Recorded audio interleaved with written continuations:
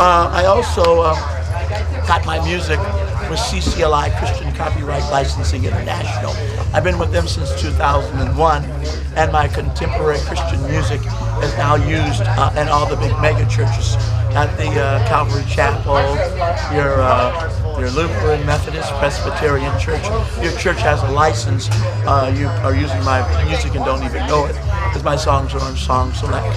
And if you go to www.ccli.com and go to Song Select and go to Hart and Hartman Publishing Company, you can download my music to use. You can also go to Hart and Hartman Publishing Company and go to hartandhartman.com and hit sheet music, and you can download my sheet music to use at your church. But I'm hoping when I get back to California, I'm supposed to do season 3 of Check It Out with Dr. Steve Brule. Nice. It sounds like you got your hands in a lot of pots, like a jack of all trades almost. Well, where do you see yourself I've been in like touring 5 3 years? times this year. I love the crew and the people I work with. They believe in me, and they're good, hard workers. But I was friends. Davy Jones and Three Dog Night were band members, and they told me if you travel too much, it'll break up the band, and you need to have space. And but I love my manager. I love Phil, and he means only the best for me. But I feel that it should be broken out to like a month or 3 weeks. I feel that touring 3 times a year is too much for. I appreciate what they've done for me, and they believe in me, and they love me, and they care about me. But I feel that we can learn from the older bands, and I feel it should be broken up to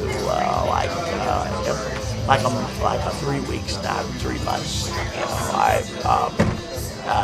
I don't smoke or drink or take drugs because of my Christian Science upbringing, and so I can't fall back on drinking or being upset. All I can fall back is on prayer. So it's just one of those things. So the tour is going on. It's gone on from September, and it ends in the middle of November. So it's been 3 months, and it's been a long-ass tour. We even went up to Canada. We went to something like 24 states already, almost the whole United States. And then we went up to Canada and Ontario, to several places to play. I brought a lot of fans, a lot of happiness, and a lot of joy that remember me from the Tim and Eric Awesome Show. Great job, and I was happy to do that. And when I'm too tired, I still sign autographs for them and let them know I love them and I appreciate their support toward me. I wish I got this kind of support from people my own age, especially my family. My family never show up to support me, which is, as my grandmother Schroeder would say, is a scandalous and a shame. And my own church members never come and support me. I had even guys that served in the U.S. Navy with me that never come and support me. It's like they say, united we stand and divided we fall. And people need to be more supportive of one another. Yeah. Because many times my family members, when they were short on money, the money that I made on the Tim and Eric Awesome Show, great job, help pay their bills and help pay their rent. And I think it's scandalous that they're too lazy and trifling lazy to come and support me.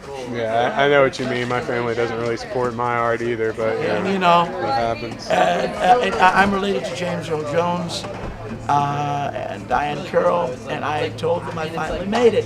He never even bothered to return my phone call. And I love him, and he's a very talented artist. And it's sad that it's every man's on their own island instead of helping each other. Mm-hmm. And that almost bridges into this next thing. Like, speak a little bit about your Christian Science beliefs. Like, I know you've heard about UFOs and stuff like that. I want to correct some wrong things that have been said about Christian Science. Christian Science is not Scientology. Mary Baker Eddy founded Christian Science. L. Ron Hubbard made Scientology. Scientology was started in the 1950s, and they believe in mind control, whereas Christian Science believes in positive thinking and healing through prayer. Mrs. Eddy says if you don't have the understanding to heal yourself, to take the human footsteps and go to a doctor.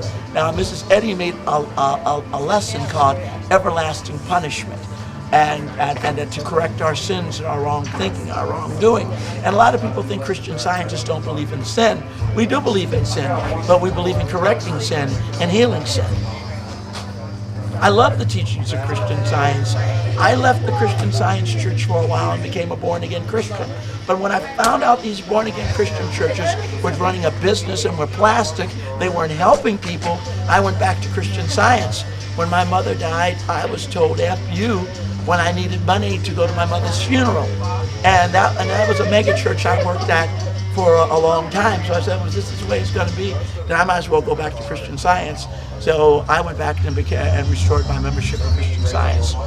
And I've been back with Christian Science now ever since. The Christian Science teachings have protected me from drugs, alcohol, and morality. If I didn't have Christian Science as a belt to hold up my pants for morality, I would have been a mess like Freddie Prinze on drugs and alcohol and married and divorced. And I'd be a mess like many of the rock stars are that die of an overdose like Jim Morrison. So Christian Science has protected me from drugs, alcohol, and abuse.